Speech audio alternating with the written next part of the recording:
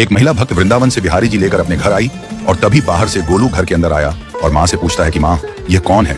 तो मैया ने बोला ये भगवान है और ये ही हमारे मालिक हैं।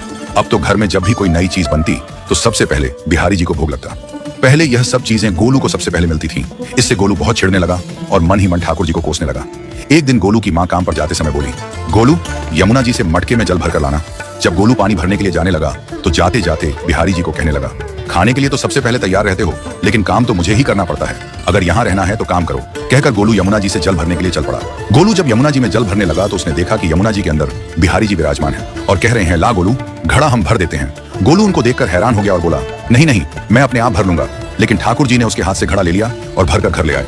गोलू घर आकर डर रहा था कि अगर माँ को पता लगा कि मैंने ठाकुर जी से काम करवाया है तो आज मेरी पक्की पिटाई होगी। माँ ने घर आकर बिहारी जी को गीले कपड़ों में देखा तो एकदम से हैरान हो गई और कहने लगी कि गोलू ये जरूर तेरी शरारत है, जरूर तूने ही इन पर जल डाला है। गोलू ने अपनी माँ को समझाने का बहुत प्रयास किया, लेकिन माँ ने उसको डांट कर चुप करा दिया और ठाकुर जी के भीगे हुए वस्त्रों को बदलने लगी। अगले दिन जब माँ ने गोलू को अनाज पिसवाने का काम दिया तो बिहारी जी फिर अनाज का कनस्तर ले आए और माँ को ठाकुर जी के वस्त्रों के ऊपर सूखा आटा पड़ा मिला।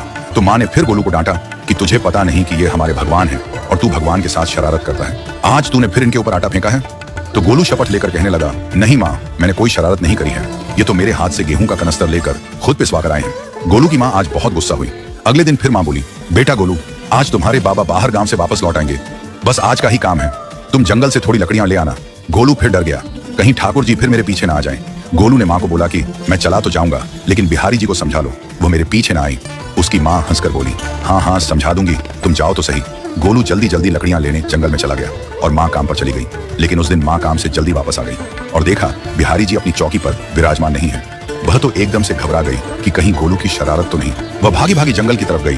तभी उसने देखा कि गोलू के साथ एक इंसान लकड़ियों को लेकर घर आ रहा है। गोलू की माँ यह देखकर हैरान हो गई कि यह तो बिहारी जी हैं। ये क्या हमारे भगवान हमारा काम कर रहे हैं? इसका अर्थ गोलू ठीक कह रहा था।